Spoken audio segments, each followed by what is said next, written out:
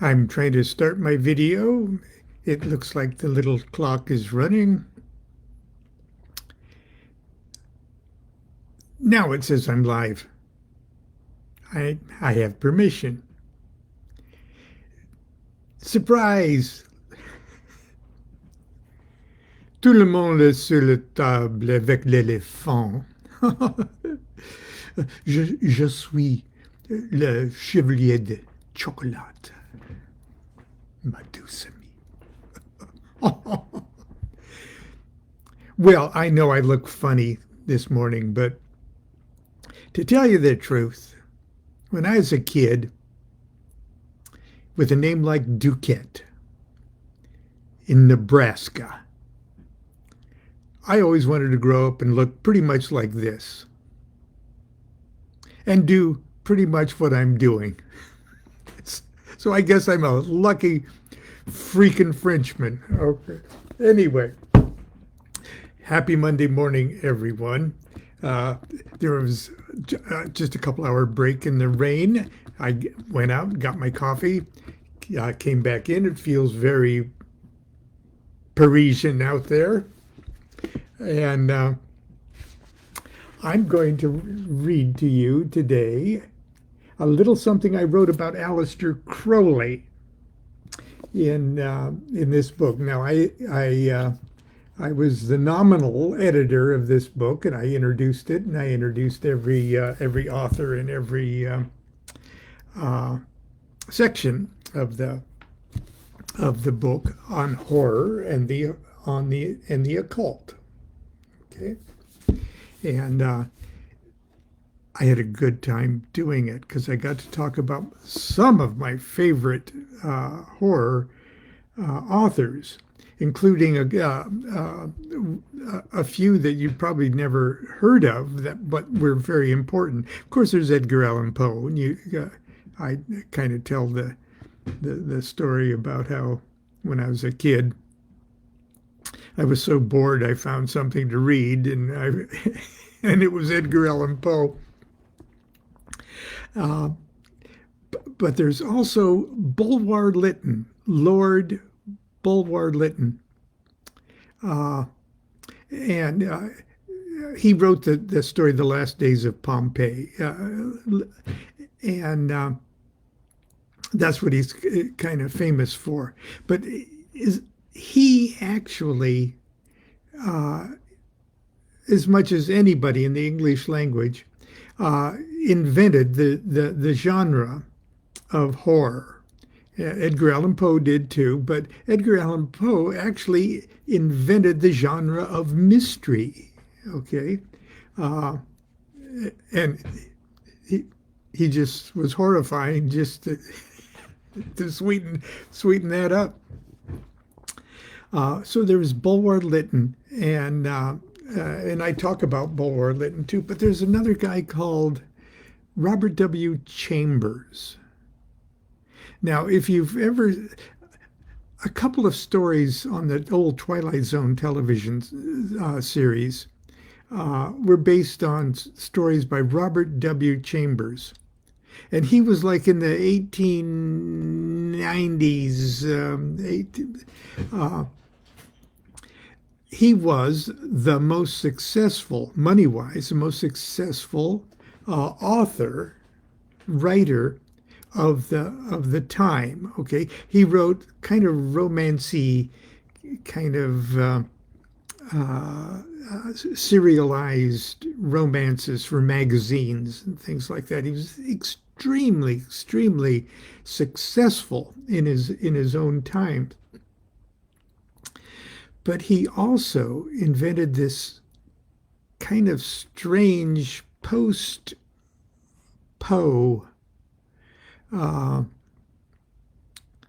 and certainly post-Lytton kind of psychological horror, okay, which everybody from then on, Lovecraft, uh, sort of tore a page out of his book. And I get the chance to introduce the works of Robert W. Chambers too. But among those founding fathers of modern horror, I included Aleister Crowley. Now, it may be just Crowley was low-hanging fruit for me, but I don't think that we can talk about the genre that we all enjoy. Now, horror, I'm talking about horror and not splatter.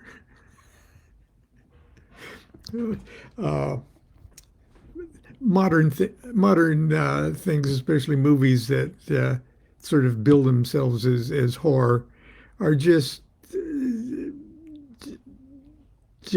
junk food splatter. When horror is actually a gourmet feast, a subtle dinner. Okay.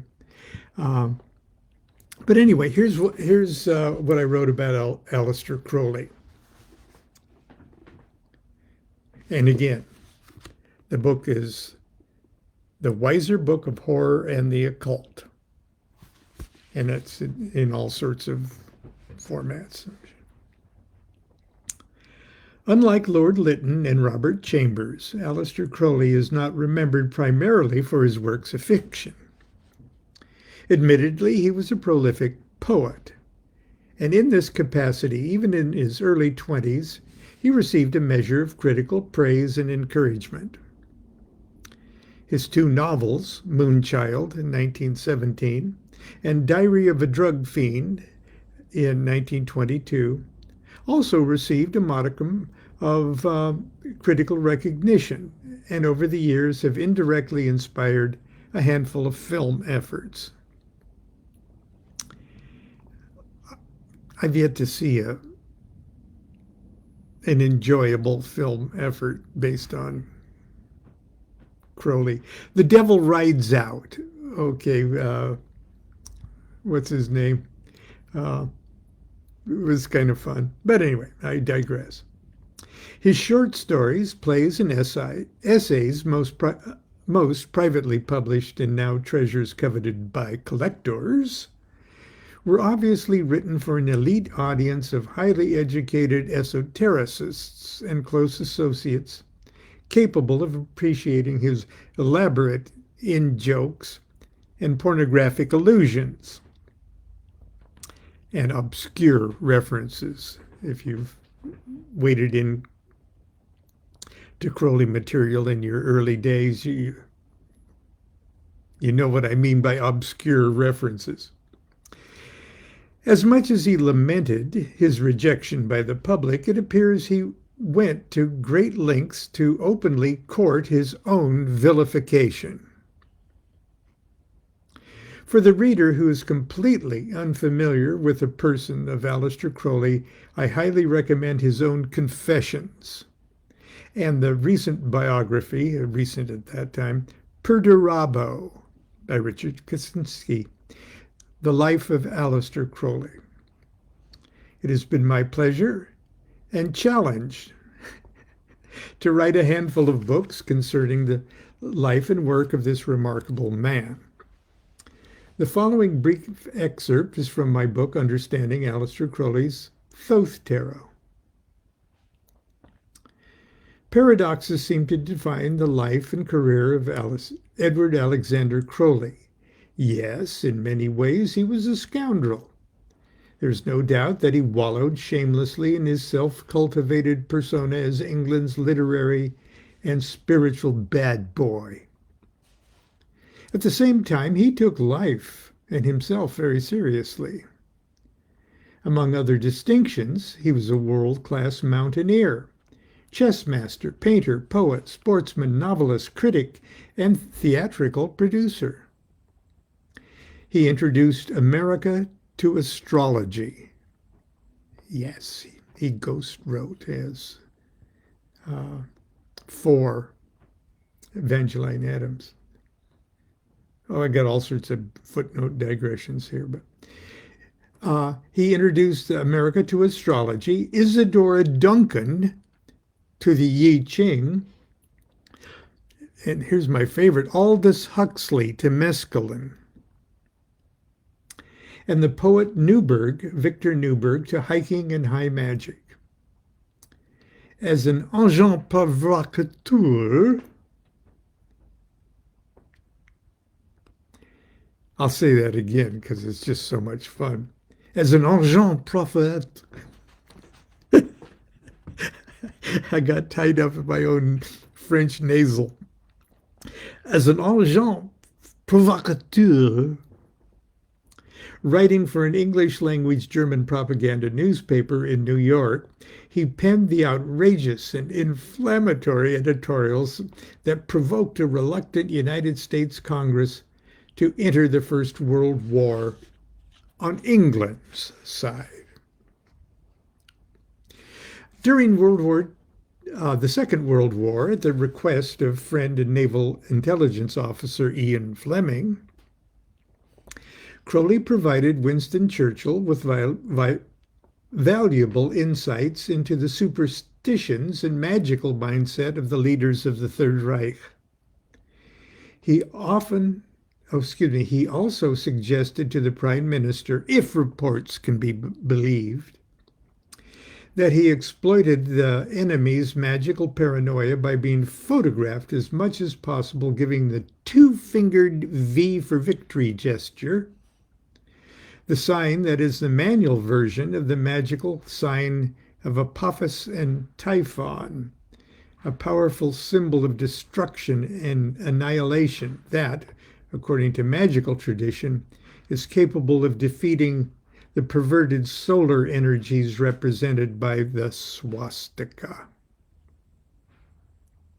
Astonishingly, Crowley's adventures and achievements, more than any dozen men of ambition and genius could realistically hope to garner in a lifetime, seemed almost to be a distraction when weighed against his monumental exploits of self-discovery. His visionary writings and his efforts to synthesize and integrate esoteric spiritual systems of the East and West make him one of the most fascinating cultural and religious figures of the 20th century. Even though Crowley did not, like Edward Bulwer-Lytton, he did not invent the genre that would define the format and atmosphere of classic horror.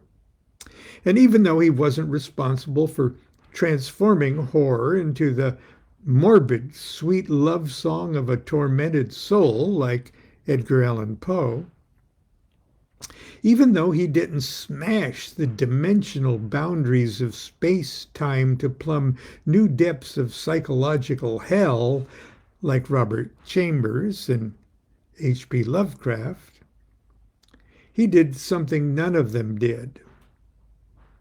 He actually lived the terrifying and ecstatic events of a real-life horror love story adventure of his own amazing life. Crowley's not important to us for the horror stories he wrote, but for the magnificent horror story he was. He didn't just write about demons and devils and angels and vampires. He evoked them, conjured them, battled them, conquered them. He didn't just write about the wonders and terrors of other dimensions. He willfully penetrated them, navigated them, transcended them, then wrote about them in exacting detail. Nearly 70 years now, 77 years, I think, after his death, he died in 1947. The man who the tabloids called the most dangerous man on earth, and the man they called the wickedest man in the world, the man who in all seriousness called himself the Beast 666. He's now receiving the academic and philosophical attention and recognition that eluded him in life. Crowley's influence today on the literary art form of horror is incalculable.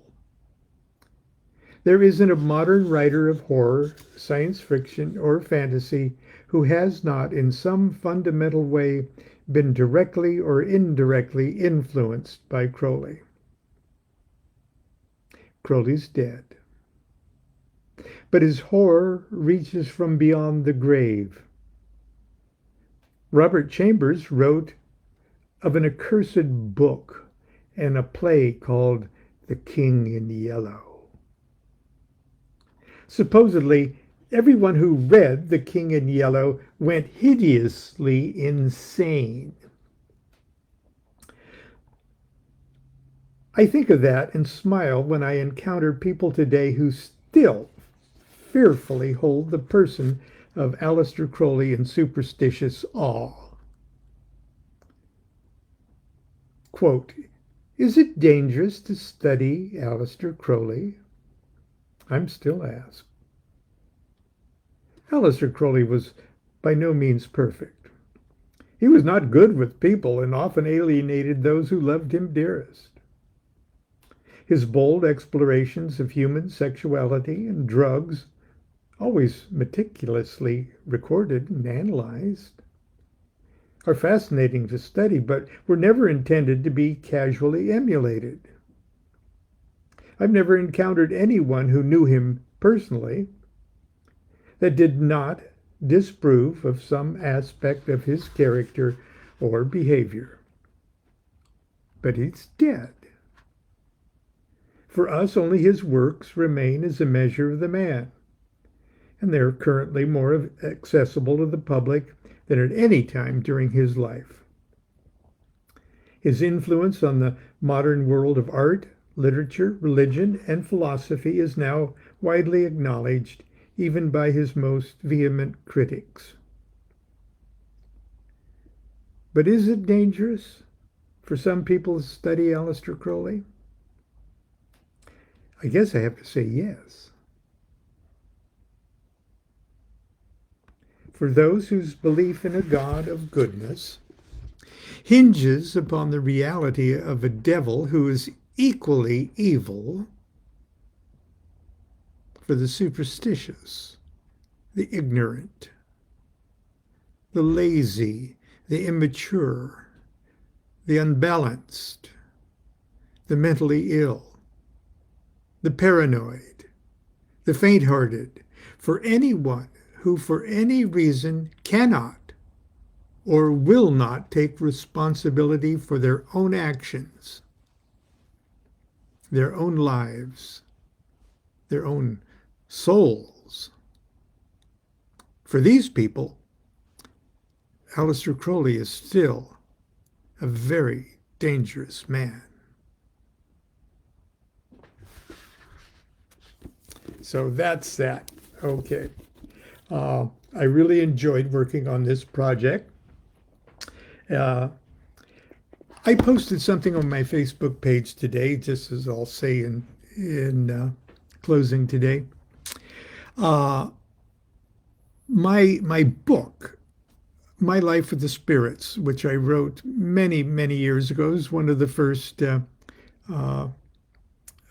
books I got published, not the first, but among the first. And it's been continually in print for many, many years, and I'm happy to say that it still is. And it's in multiple formats, on e-formats, and most recently in audio book format. And it's doing well. And as a matter of fact, it was first my audiobook version, which is narrated by John Waters, whose voice is far more pleasing to the ear than mine. Was released exactly 1 year ago today. That's why it comes to my attention. And the audio books are pretty expensive, okay, and they should be, because it's a theatrical performance, okay, and at least good ones are. And but they're very handy, and lots of people for many years said, when's it going to be out an audiobook? And I'm happy that it is. And today, because it's the anniversary, the first anniversary, the folks at Audiobook are offering it for 70% off. Okay, and I posted the link, and you can hear an excerpt from it, and it's a delicious tidbit from it. You can listen to it free. But if you don't have the audiobook and would just love to have it, even if you've got the hard copy or the Kindle or uh, or whatever, uh, have a listen. Okay, it's quite a treat, and it's truly fun to listen to. So that's My Life with the Spirits on audiobook. To go to the coupon link today for 70% off, which is almost nothing. Get it. Get it, and I hope you enjoy. So until tomorrow, au revoir. À bientôt. See, what else do I know in French? Dis donc, où est la bibliothèque? Allí delante, vas ahora mismo. Sí, tengo que buscar un libro. No.